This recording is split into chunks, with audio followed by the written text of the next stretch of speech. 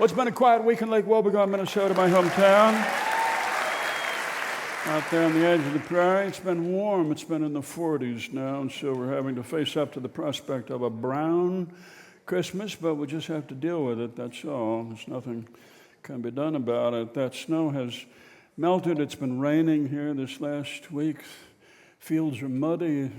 Out at the Tallaroos farm, the post evidently came loose in the fence of the pasture, and the bull got out, and he leaned against it, and it fell down, and he got out, and he slid down this muddy slope into a ditch and sprained his front left ankle.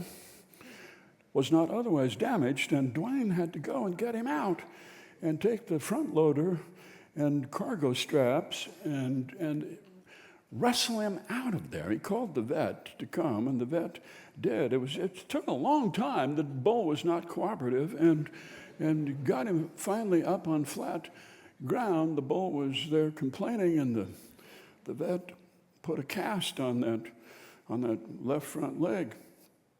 And then I don't know how this happened or why, but he found that he had an enlarged prostate as well. And so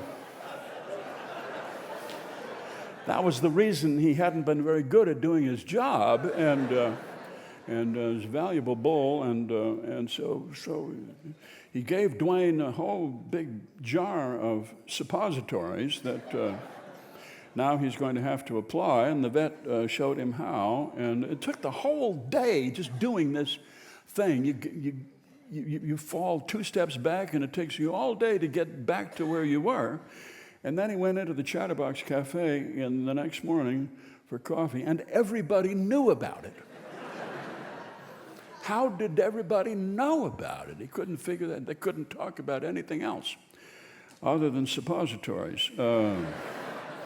It's nothing you want to talk about when you are having your breakfast.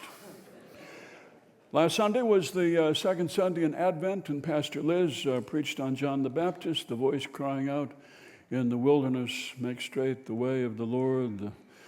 Every valley shall be exalted, every mountain and hill made low, and the crooked shall be made straight." She preached on this, and that it's everyone's job to carry the message. Angels cannot do the whole job. We are God's angels, and we are here to carry this message. It's not about feeling warm and comfortable. It's about doing the work that is supposed to be done if you believe what you say you believe. Congregation didn't seem all that interested in this message. She meant this as a direct hint to the men's and the women's Bible study groups in Lake Wobegon Lutheran, which have been languishing over the years. The men's Bible study group has 7 members, and they don't meet at the church anymore. They meet at Clint Bunson's home, and she has suspicions that it's become cribbage now. They're talking about whatever over cribbage. The women's Bible study group split into 2, and one, the smaller group, is the traditional group that takes up a passage of Scripture and discusses it. And then there's the kind of free form that just takes up whatever they feel like talking about. And she stepped in on that larger group this last week, and they were talking about tattoos. And what do you say to your child if she decides to go off and get a tattoo, and do you try to talk her out of it, or is this only going to encourage her further? And one woman had a story to tell about how her daughter got this enormous tattoo on her back of flames all the way up to the back of her neck, so she had to wear turtlenecks from then on. As she finished college, and she got a master's degree in education, but she could not get a job due to the word duh, D-U-H, across her forehead. Not in enormous type, but still large enough to be readable, duh, up on her forehead. One of those things you do late at night and alcohol is involved, and then You repent of this at leisure. And so she could not get a job any better than a short order cook, though she had a master's degree in education. So she had to go get this thing lasered off. And she called up her mother and said, could I borrow $5,000? That's how much it's going to cost to get this taken off her forehead. What do you do in this case? Do you pay for this? Do you insist that she learn the lesson herself? What do you do? This was Bible study. Pastor Liz watched from a doorway. She was sort of astonished. This was Tuesday night. This was the night of their potluck supper and their white elephant exchange. This is a unique institution in Lake Wobegon. Not the potluck, that happens all the time, but so they brought out these hot dishes, a whole parade of hot dishes, most involving noodles and also the some rice dishes for people who want to be strange. And then they brought out the white elephant gifts. Each is wrapped, nicely wrapped, and each is something ugly or useless that somebody else has gotten, and you wrap it up nicely, and then you have a drawing, and people choose. And the thing is that you have to open this white elephant gift, and you have to make a fuss over it and how much you admire it and so forth, even though you're thinking about who else you could give this to. And so there it is, and there's the Jesse Ventura bobblehead, and there's the the mold in the form of a moose that you can make chocolate mousse in, and if that's interesting to you, and the playing cards with the apostles on the face. Paul is the ace, and Peter is the king, and John is the queen, and Judas is the jack, of course, and so forth. They opened all of these, and then it was time to eat, and they looked around for Pastor Liz.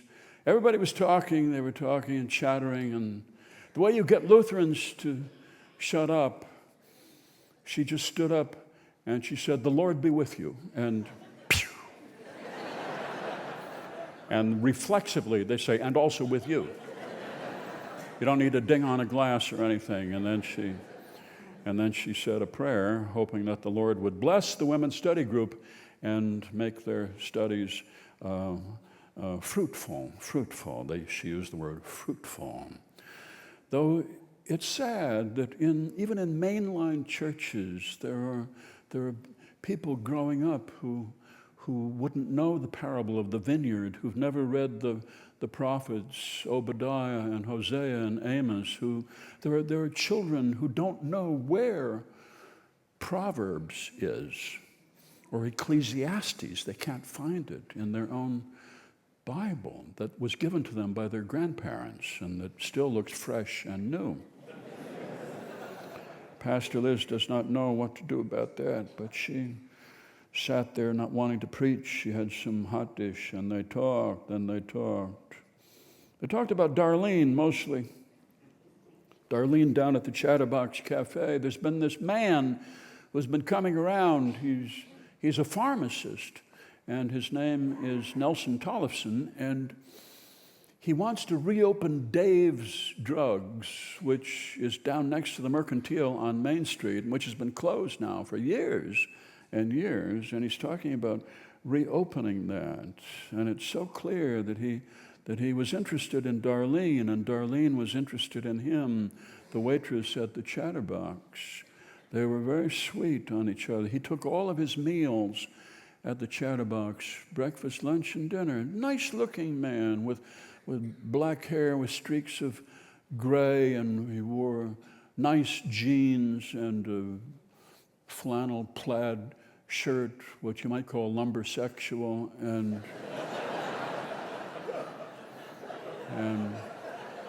he liked her, and they had things in common. He loved bacon. He liked bacon with every meal, and he liked it crisp and not floppy. And Darlene likes bacon as well. You know, you can build a relationship on these things.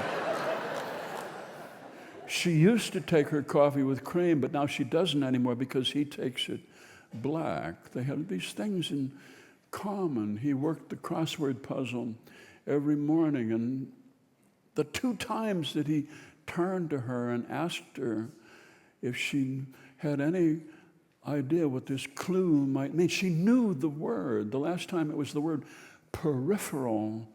The clue was not in but not far, peripheral. And that was the key that opened up the whole puzzle. Once he got peripheral, everything else just went ding, ding, ding, ding, ding, ding, ding, ding. And he got the whole thing. And for her, the thought that something peripheral could be the key to something was very interesting. No, she's thought a lot. He was saying that he had been a long time since he had a good prime rib dinner. And she said, they have a prime rib special at the Moonlight Bay Supper Club every Friday night. Oh, he said, and waited a few seconds. And then he said, would you like to go? And yes, she would. She's thought a lot about this.